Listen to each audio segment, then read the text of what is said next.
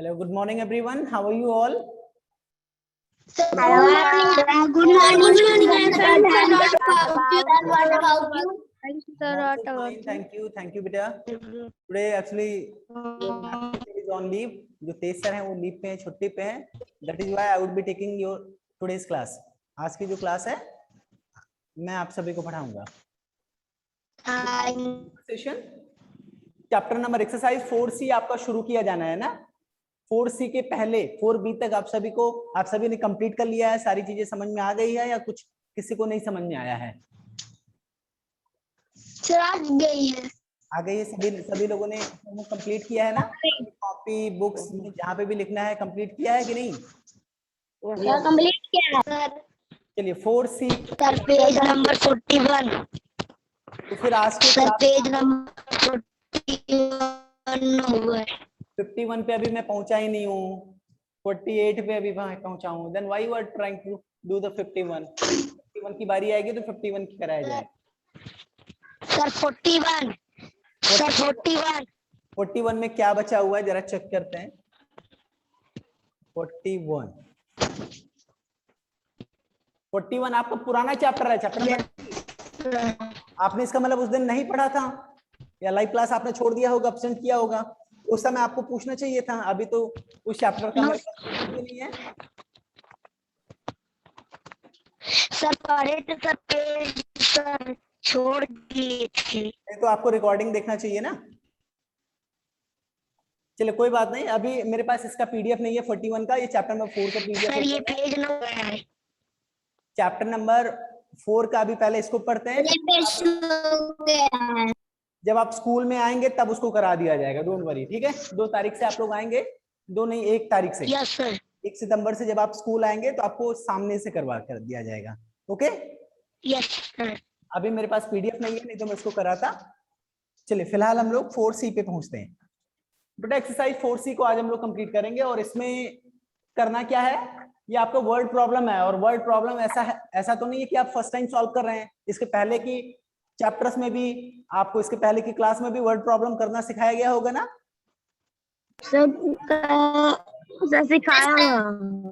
अब word problem में होता क्या है, बेसिकली आपको प्लस करना है या माइनस करना है या मल्टीप्लाई करना है, क्या करना है ये आपको पढ़ करके करना होता है. ध्यान दीजिए एक बात है, अगर आपका टीचर्स बता रहा है, कुछ समझा रहा है, उस बीच अगर आप बोलते हैं तो आपको समझ में बिल्कुल नहीं आएगा. तो आपको सबसे पहले ध्यान से सुनना चाहिए. जब मैं बिल्कुल शांत हो जाऊं, बोलने के लिए कहूं, कुछ पूछने के लिए कहूं, तब आपको पूछना चाहिए. अगर मान लीजिए आपको कुछ नहीं समझ में आ रहा तो आप हैंड रेज करें या फिर बीच में आप टोक सकते हैं, कोई दिक्कत नहीं. फिलहाल मैं कह रहा था कि वर्ड प्रॉब्लम क्या है. वर्ड प्रॉब्लम में आपको कुछ जो प्रॉब्लम है, कोई ऐसा क्वेश्चन है जो सेंटेंस के फॉर्मेट में दिया रहता है, वर्ड के फॉर्मेट में दिया रहता है, ऐसे शब्दों में लिखा हुआ. उसको पढ़ करके आपको यह समझना होता है कि आपको ऐड करना है या फिर सब्ट्रैक्ट करना है या फिर मल्टीप्लाई करना है. अगर क्या करना है वो पढ़ने के बाद पता चलता है. तो आपको उस एप्लीकेशन को, उस क्वेश्चन को, उस प्रश्न को आपको पढ़ना पड़ता है और समझना पड़ता है. अब जो बच्चे पढ़ ही नहीं पाते तो क्या उनको पता चलेगा क्या करना है, जो पढ़ना ही नहीं जानते? आप लोग बताइए. No sir. No sir. जानते क्या वो बताएंगे कि करना क्या है? No sir. अच्छा एक बात और, कई सारे बच्चे इसको पढ़ तो लेते हैं. ध्यान से सुनिए, कई सारे बच्चे इसको पढ़ तो लेते हैं लेकिन इसका मतलब नहीं जान पाते. क्या कह रहा है, इसका क्या मतलब है. जब समझ नहीं पाते तो जो समझ नहीं पाएंगे तो क्या वो जान पाएंगे कि इसमें जोड़ना है या घटाना है या क्या करना है, क्या पूछा गया है, क्या वो जान पाएंगे जब इसका मतलब नहीं समझेंगे? No sir. No sir. No sir. इस वजह से बिल्कुल सही. अगर आप इसको पढ़ना नहीं जानते तो आप बिल्कुल नहीं कर पाओगे. आप पढ़ लेते हो लेकिन इसका मतलब, इसका हिंदी या इसका आपके लैंग्वेज में आप समझ नहीं पा रहे हो तो भी नहीं कर पाओगे. तो इसलिए जरूरी है कि इसको पढ़ना और इसको समझना सीखें. अगर आप पढ़ ले गए और समझ ले गए तो जोड़ना घटाना तो यूकेजी में भी आपको सिखा दिया गया था, है कि नहीं? एक बार पढ़ करके तो ध्यान से आप सभी लोग अब कैसे सीखा जाता है, पढ़ना कैसे सीखेंगे, या पढ़ करके उसको समझना कैसे सीखेंगे, कैसे आपको पता चलेगा, इसके लिए मैं आपको तरीका बताता हूं। जब आपका टीचर पढ़े तो आपको ध्यान से सुनना चाहिए। जब इसका एक एक मीनिंग बताए या फिर अर्थ बताए तो भी आपको ध्यान से सुनना चाहिए। जब ध्यान से सुनेंगे तो आपको वो चीजें जब पहली बार आएगी या दोबारा आपके सामने आएगी तो आपको पता रहेगा, जब आप सुने रहेंगे और बता ले जाएंगे। लेकिन जब आप ध्यान से सुनेंगे ही नहीं तो फिर कहां पे बता पाएंगे। तो अभी आज की क्लास में हम लोग समझाना शुरू करें, मैं आपको समझाना शुरू करूं, आप लोग ध्यान से सुनने के लिए रेडी हैं सभी लोग? Yes sir. Yes sir. Yes sir. एक एग्जांपल है आपका एक्सरसाइज 4C में, पहला जो एग्जांपल है, एग्जांपल से ही मैं शुरू करूंगा। There were 148 books in a cupboard। ये कपबोर्ड क्या होता है बेटा? कपबोर्ड क्या होता है आप सभी को पता है? Yes sir. Yes sir. क्या होता है, क्या होता है बताइए? सर किताब धरने वाली सर अलमारी। किताब धरने वाली अलमारी। अलमारी। किताब धरने वाली अलमारी।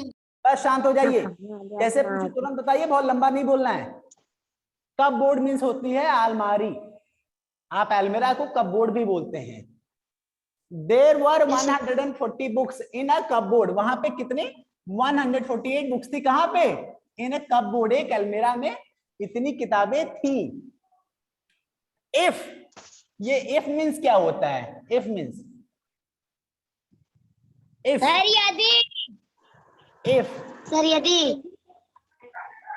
अगर, आप अगर भी बोल सकते हैं या यदि भी बोल सकते हैं, दोनों सही है। सर यदि। अगर या यदि दोनों सही है। अगर यदि दोनों सही है। तो यहां पे बोला गया है इफ। इफ मीन्स क्या होता है? अगर या यदि। मैंने कहता हूं अगर हम वहां पे होते तो ये करते, यदि हम वहां पे होते तो ये करते। यानी यदि और अगर का मतलब जो है वो एक ही है। अगर 79 books were taken out. Taken out मतलब क्या होता है? टेकन आउट, टेकन आउट मतलब जान पाओगे तो अपने आप ही बता ले जाओगे। टेकन आउट, टेक मीन्स क्या होता है? लेना। लेना। लेना। टेकन आउट, टेक मीन्स लेना, टेक का टेकन यानी ले लिया गया। यानी जो किताबें रखी थी, there were 148 books in cupboard. जब अलमीरा में जो 148 बुक्स थी, यहाँ पे एक ये सेंटेंस बताया, एक इंफॉर्मेशन दिया कि एक अलमीरा में इतनी किताबें हैं। अब उसके बाद क्या बोला? यदि इतनी किताबें टेकन आउट यानी ले ली गई, बाहर निकाल ले गई, तो how many books, how many books means क्या हुआ? कितनी सारी किताबें वर लेफ्ट इन द कपबोर्ड। ये लेफ्ट मीन्स क्या होता है? LEFT। लेफ्ट मीन्स क्या होता है? बचा हुआ। हाउ मेनी बुक्स, कितनी सारी किताबें लेफ्ट इन द कपबोर्ड। जो अलमीरा में है, कितनी सारी किताबें लेफ्ट रह गई, कितनी सारी किताबें लेफ्ट रह गई या बची रह गई। पता रहेगा? समझ में आया क्या पूछा जा रहा है? इतनी किताबें थी, इतनी किताबों में से इतनी किताबें टेकन आउट कर लिया गया यानी वापस निकाल लिया गया या बाहर निकाल लिया गया, तो कितनी सारी किताबें लेफ्ट रह गई, कितनी सारी किताबें बची रह गई। सर क्या करते हैं? सबसे पहले आपको जो आपके ये आपकी टोटल बुक्स थी इसमें से इसको क्या करेंगे? मल्टीप्लाई करेंगे या ऐड करेंगे या क्या करेंगे? सबट्रैक्ट करेंगे या डिवाइड करेंगे?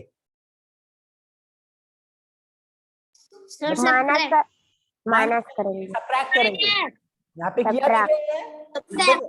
Books in the cupboard, cupboard में कितनी किताबें थी? 148। बुक्स टेकन आउट, जो किताबें बाहर निकाल ली गई, कितना? 79। अब इसको यहाँ पे देखो माइनस का निशान लगा है, यानी सबट्रैक्ट कर दिया गया तो कितना बचा? 69। कितनी नंबर की कितनी किताबें बची? 69। तो ठीक इसी तरीके से आपको ये एक्सरसाइज का ये सारे क्वेश्चंस करने हैं। कर ले जाएंगे? कर पाएंगे क्या? चले एक एक करके हम लोग इसको करेंगे, क्लास में ही करेंगे और आप लोगों से पढ़ने के लिए भी बोलेंगे। तो सबसे पहले एक एक करके सब लोग पढ़ना शुरू करें। आदर्श प्रताप सिंह, चलिए आदर्श प्रताप सिंह अभी लाइन पे नहीं है, आदर्श गुप्ता आप पढ़िए जरा, पहला क्वेश्चन पढ़िए बेटा। Yes, sir. Bitty has 26. एक काम करिए आदर्श बेटा, अभी ध्यान से आप सुनिए, आप पहला ही वर्ड गलत पढ़ रहे हैं, अभी ध्यान से सुनिएगा, फिर उसके बाद जब मैं कहूंगा तब पढ़ना। आकर्ष चौधरी आप पढ़िए।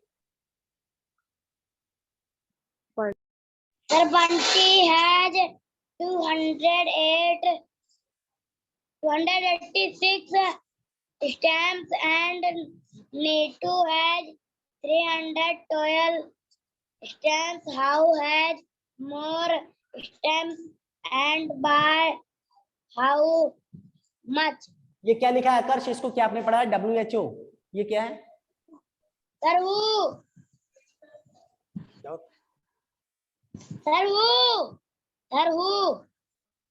आपने पढ़ते समय हाउ बोला था, इसीलिए मैंने आपसे पूछा।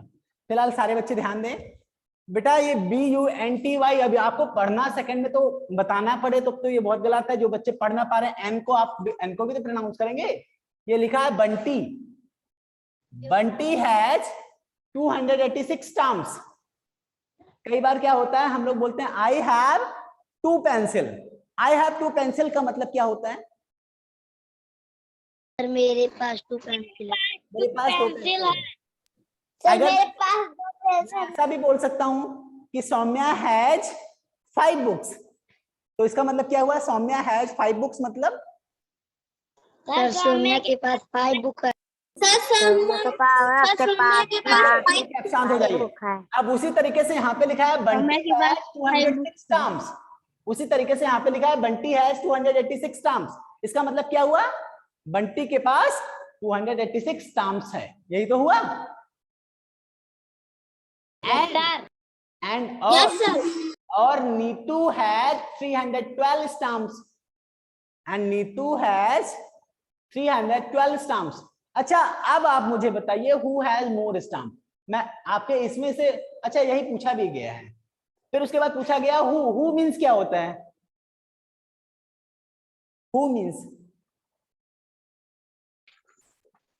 WHO, who means क्या होता है? कौन? कौन? सर कौन? बिल्कुल सही। सर कौन? का मतलब होता है who means कौन।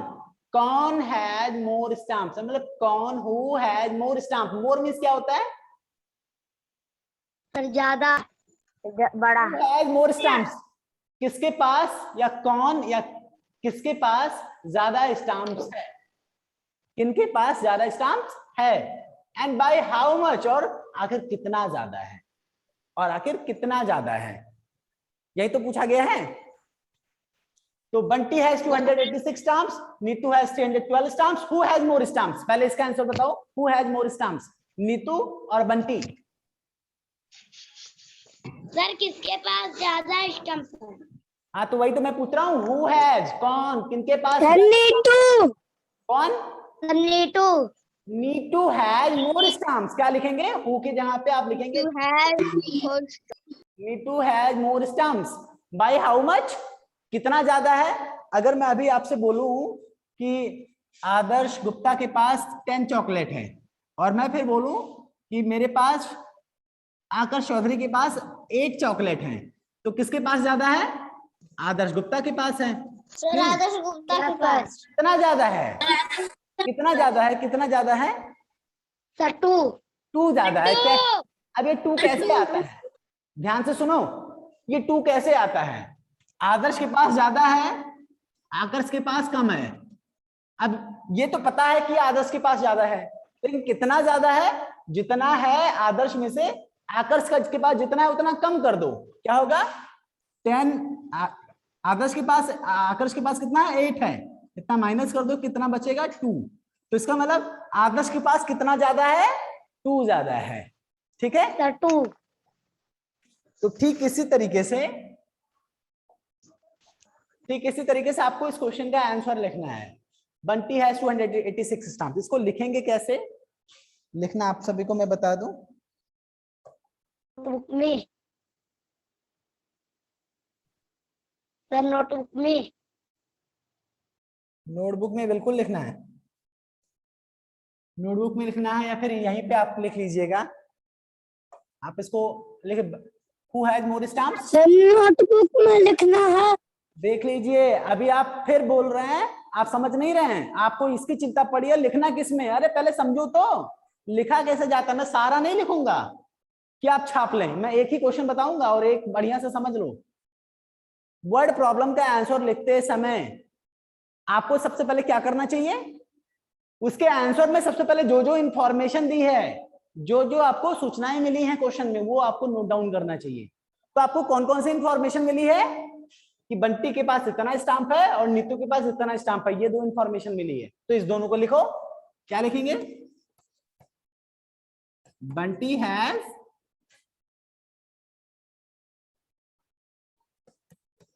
206 स्टाम्प्स।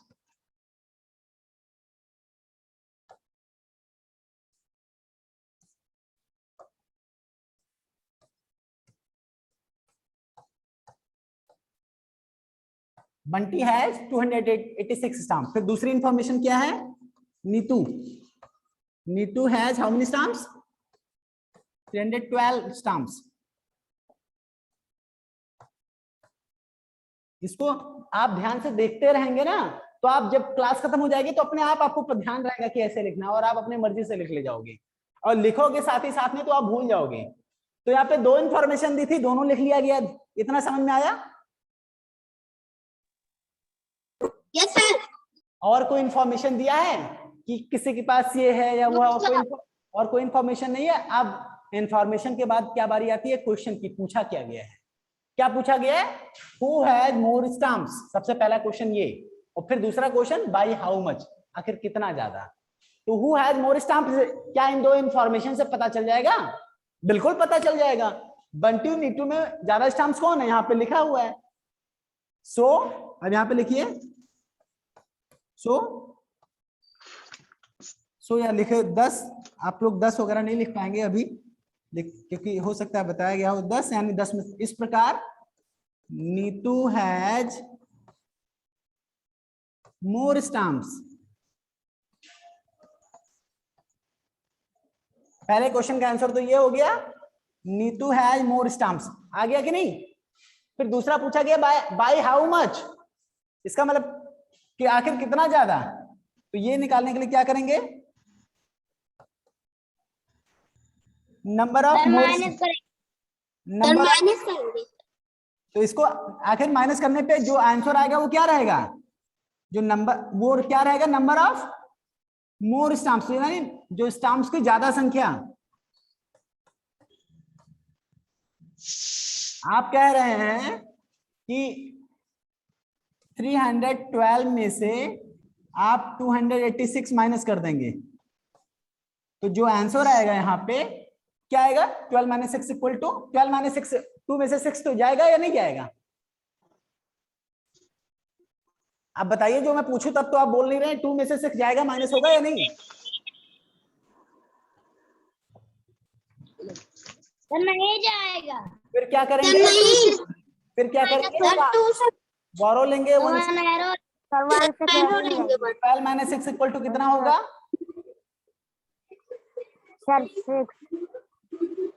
12 minus 6 equal to 6। अब यहाँ पे कितना बचा, यहाँ पे कितना बचा 1 की जगह पे, 0, क्योंकि ये 1 इसको दे दिया था, इसको बोरो दे दिया था, तो यहाँ पे बचा 0। तो क्या 0 में से 8 माइनस होगा, 0 में से 8 माइनस,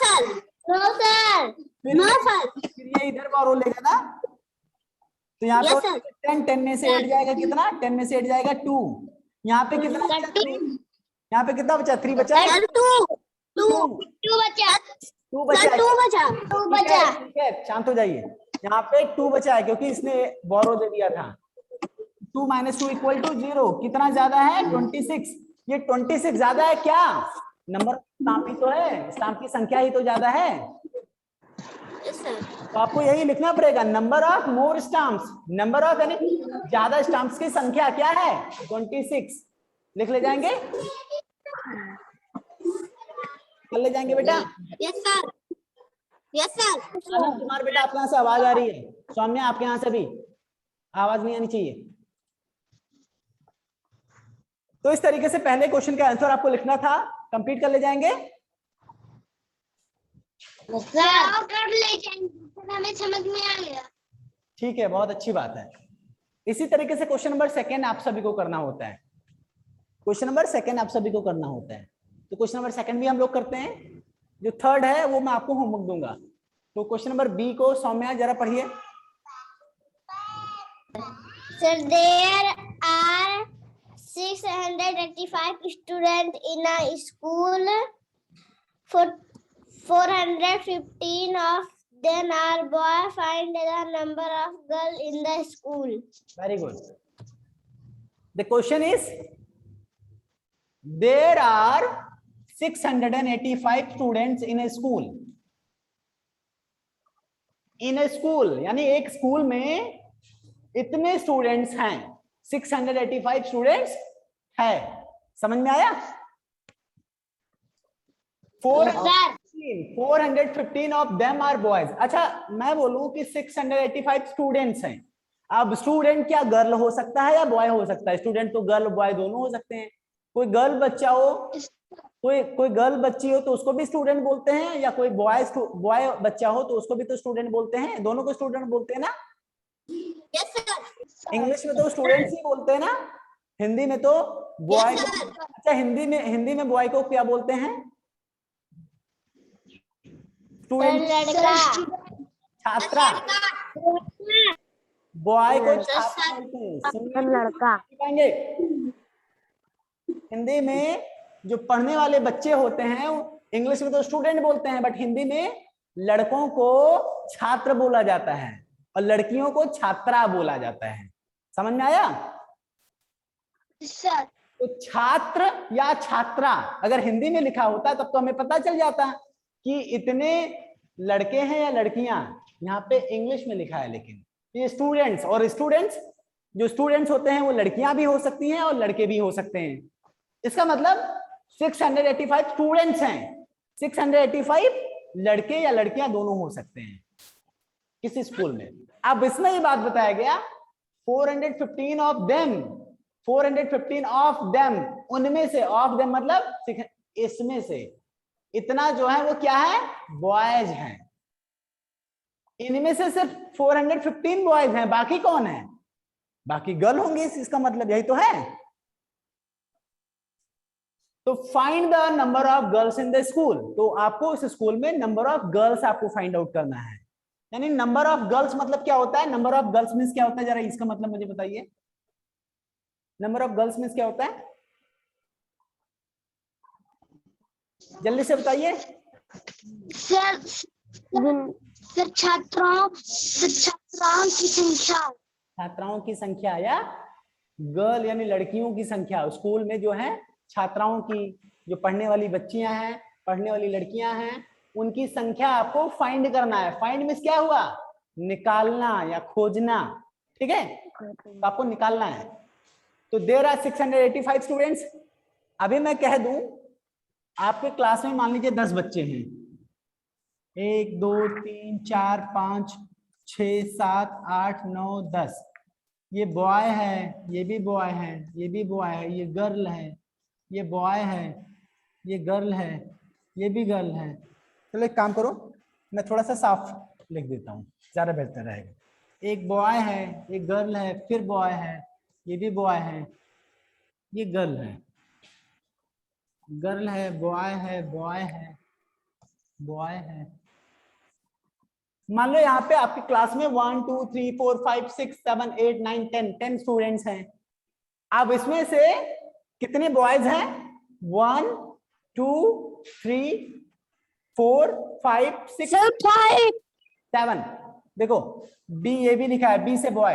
1 2 3 4 5 6 7 बॉयज हैं।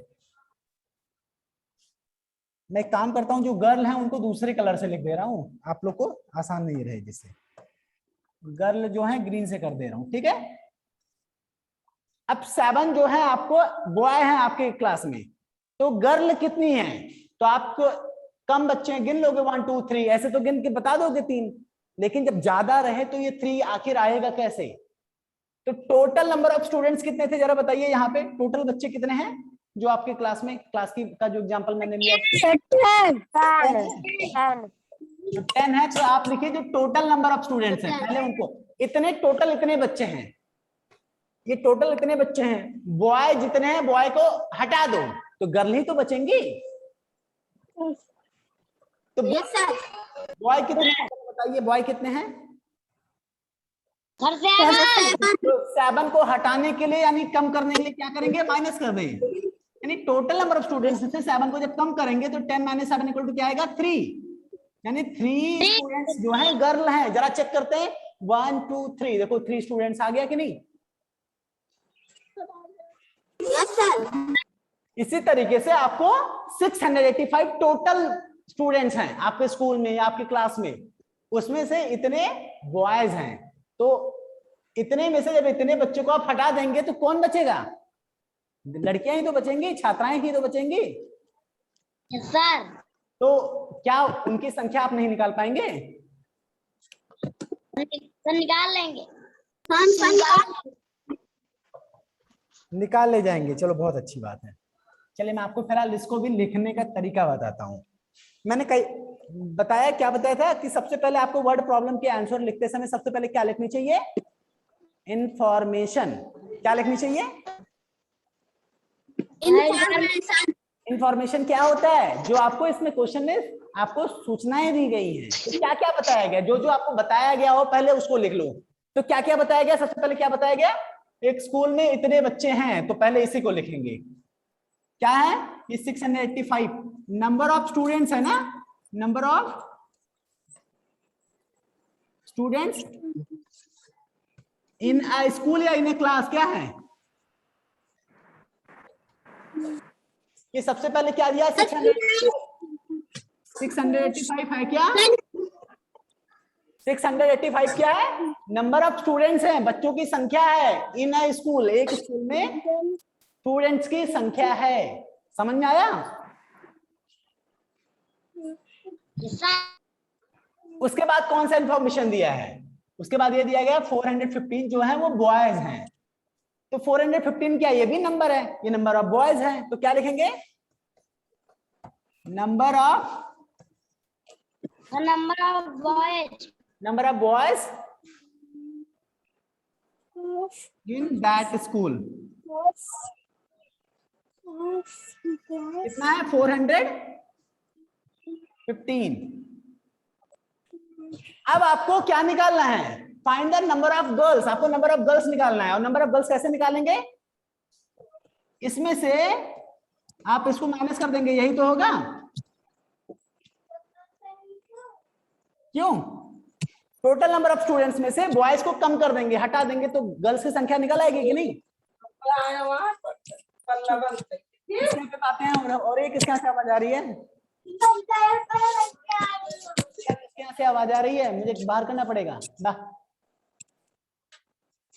चलिए बताइए सभी लोग, नंबर ऑफ गर्ल्स निकालने के लिए क्या करेंगे? टोटल नंबर ऑफ बच्चे जो हैं उसमें से बॉयज वाले बच्चों को कम कर देंगे ना, ऐसे ही तो करेंगे। Yes sir. तो इसमें से क्या है? जो 5 - 5 = 0, 8 - 1 = 7, 6 - 4 = 2। कितना आंसर आएगा? नंबर ऑफ गर्ल्स कितना आया?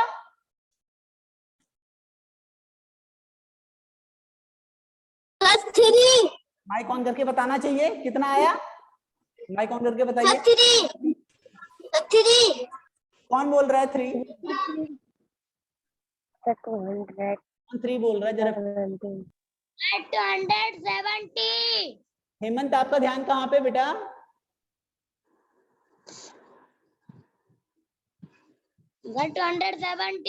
270। ये 270 है क्या? 270 है क्या? सभी लोग माइक ऑन करके बताएं। सभी लोग 270 है क्या?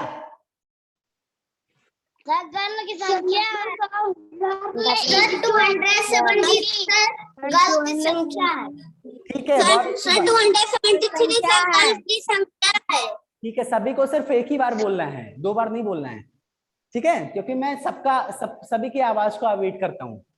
तो जो 270 है वो क्या है? गर्ल्स की संख्या है। तो यही तो आप यहाँ पे लिखेंगे देखो ये क्या था, 685 क्या था, ये नंबर ऑफ स्टूडेंट्स था स्कूल में, तो यहाँ पे लिख दिया number of students in school. 415 क्या था, नंबर ऑफ बॉयज थे इन दैट स्कूल। अब 685 में से 415 जब माइनस करेंगे तो ये आया 270। ये क्या है, नंबर ऑफ गर्ल्स है इन द स्कूल। तो आप क्या लिखेंगे यहाँ पे, number of girls in the, लिख ले जाएंगे, ऐसे कर ले जाएंगे कि नहीं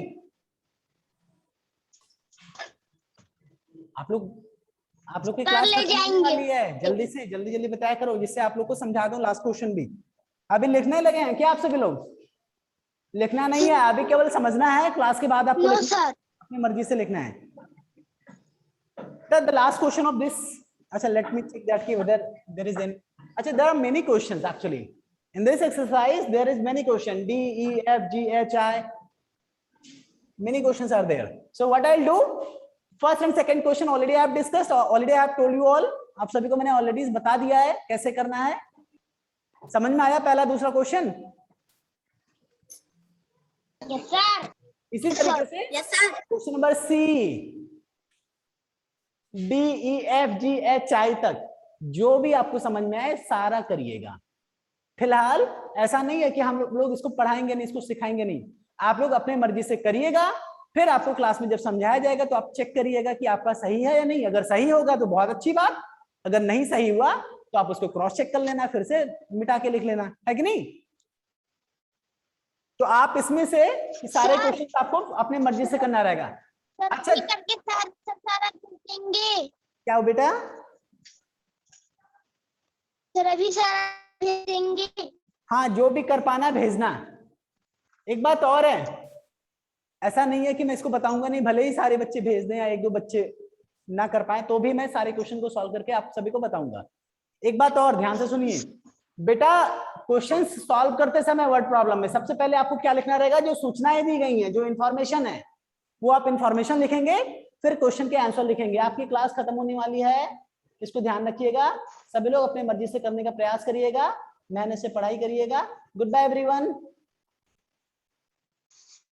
So goodbye. Sir, goodbye.